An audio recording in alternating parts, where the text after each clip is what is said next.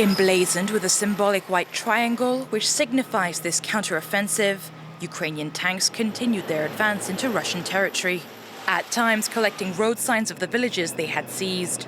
Kyiv claims to occupy 82 localities in Russia's Kursk region, or 1,150 kilometers squared, including the town of Sudzha.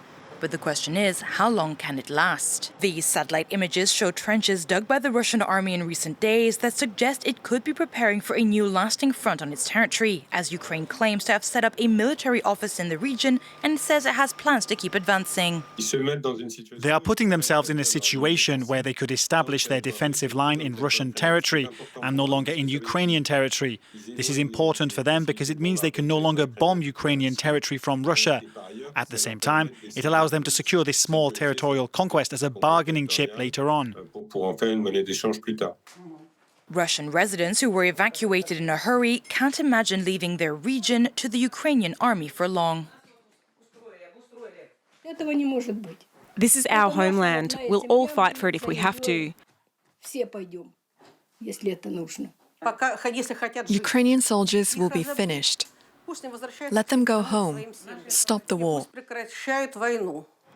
The Russian army is more powerful and for the time being seems to be prioritizing its advance into eastern Ukraine. But it may find it difficult to push the Ukrainians back onto their own territory. Most of Russia's military power today is based on artillery and bombing. I imagine that despite their lack of scruples, it's a bit complicated to go and bulldoze this area under the pretext of getting the Ukrainians out.